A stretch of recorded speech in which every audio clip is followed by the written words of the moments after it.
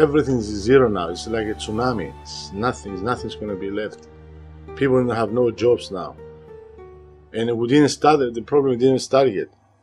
The problem is going to start next month, fall month, summertime, when everything's going to fall down like a domino, one after the other one. Because we don't trust the bank. Europe doesn't trust our banks. Our people don't trust our banks. So it's going to be a domino, and everything's going to fall down. People lose their jobs, lose their business, no overdraft, nothing. It's going to be disaster.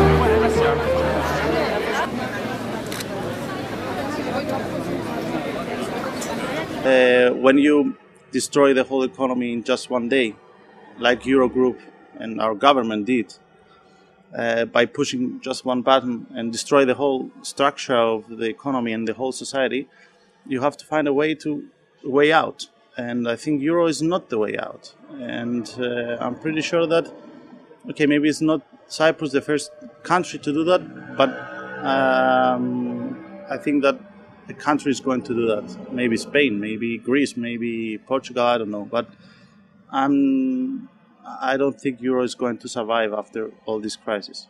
Yes, of course I'm personally affected, and I'm sure that the whole society is affected, because it's not just about money, it's the whole, people are in shock for what is happening now in the banks, because they are not sure for the next day. So if we're talking about money, of course, when the banks are closed for almost 2 weeks, and you don't have the way to withdraw money from the banks, you have serious problem daily.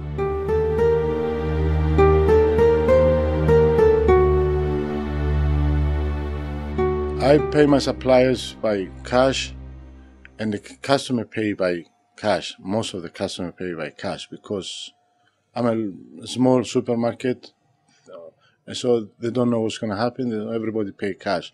This is a big problem, and it's going to be bigger next week and the following week, because everybody in ASCII, they don't accept checks, and they have all the suppliers, small or big, they need cash.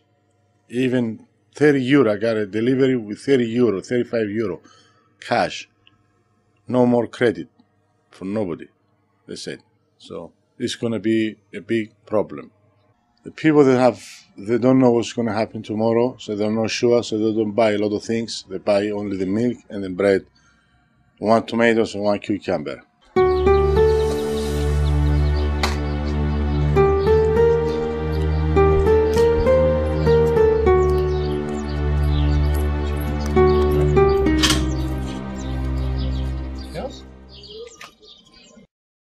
When the news first broke, I think the general feeling was absolute shock and disbelief. I think people felt robbed and scared that it was just the tip of the iceberg, what's going to happen next. Okay, we were talking to some friends who heard of a person or a couple, an English couple who decided to go back to the UK before all of this broke, and they sold their house and put the money in the bank prior to going back to the UK to finding a house. And obviously it's a huge amount of money that's in the bank, and now they're faced with not being able to buy a home back in the UK. I think the fault of the crisis is basically self-inflicted. I think that it's something that's gone on the island which has not been unknown, and maybe there's been a little bit of putting their head in the sand and thinking it's going to go away. Unfortunately, that hasn't happened, and I think that the government's to blame to a certain extent for not acting quick enough to resolve the issue and to address it earlier on. The problem start from the bankers, with the golden boys. from the government, and after from the European Union and the Cyprus people, from the population, from the Cyprus people. We didn't know where to stop. They didn't give us a limit. They give us unlimited. Keep going, no problem. Hit the gas and going. And now we crash everything. Because nobody stop us, nobody say, hey, that's enough. Slow down so you have more time to enjoy it. Now, finish. People tomorrow will be expecting to get their paychecks. But I'm pretty sure that many companies will probably go immediately bankrupt. So a lot of people will be out of work. The companies that will manage to stay afloat for a while will either have to find a way to pay wages later on. So you can imagine that there will be a ripple effect in the economy. And in that sense, there won't be any jobs left for me. And that's why I'm moving back to Athens tomorrow. We are living a very difficult time now, and the worst are coming. So I think leaving euro is an answer. I mean, changing and having your own currency is it's a tool for the government to make some changes and go out of that crisis faster.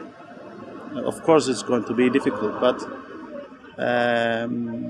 we have to do something. In euro, the Cypriots cannot do anything. I mean, the policy is coming straight from Eurogroup.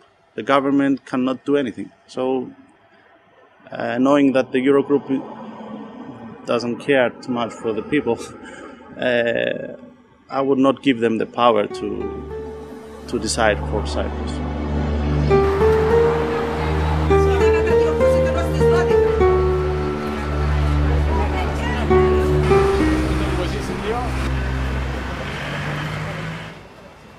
I think it wouldn't be too far off to say that we're talking about an economic coup d'etat in Cyprus, and they've stolen the money. There's no two ways about it.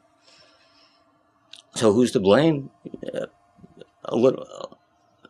I guess we could also ask why did Cyprus come to this position, to be in such a vulnerable position for the central bankers. There are many factors, I guess. Cyprus, as an economy, probably invested too much in the banking sector. They've made mistakes. They've made huge mistakes, and we're learning about them right now.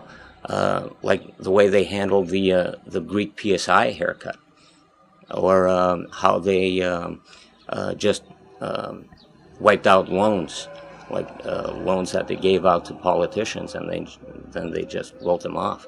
So there's a lot of scandals. There's a lot of fault for everybody here, but the real culprit is the ECB and the global financial system as it's set up, which is why I believe Bitcoin could be the next revolutionary thing, the next thing that can be a game changer for the people.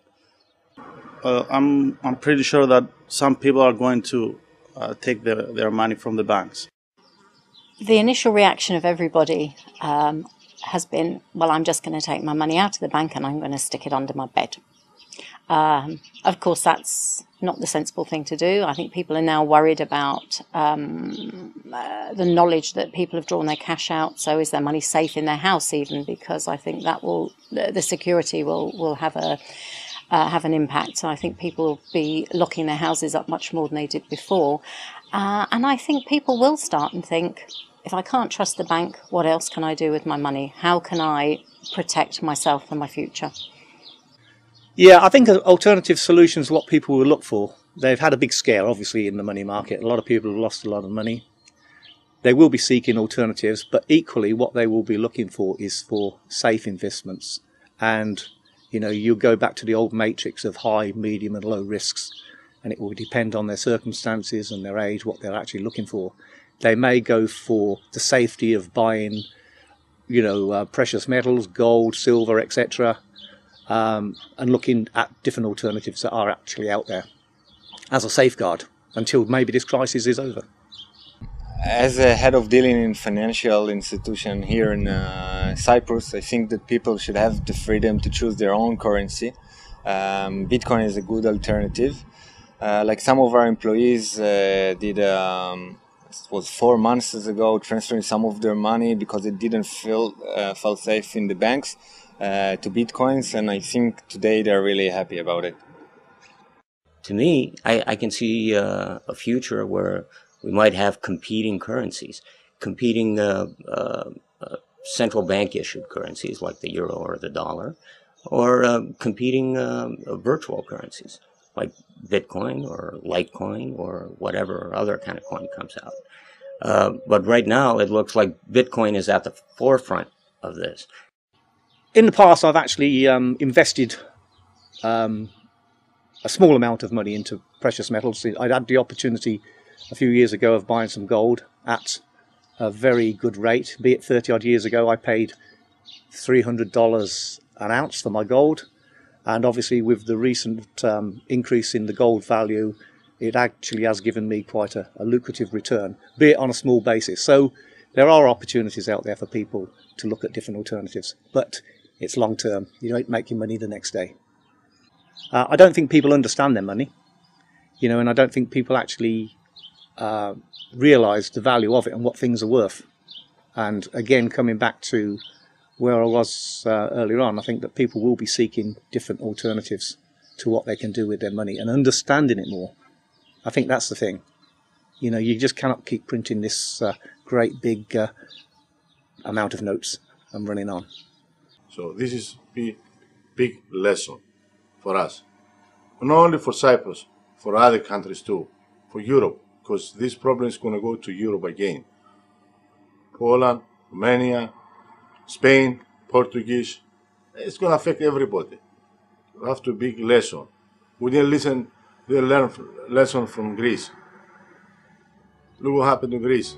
Came to Cyprus. Of course, it's going to continue. Other people have to learn from our lessons. So, this is money. This is a good money.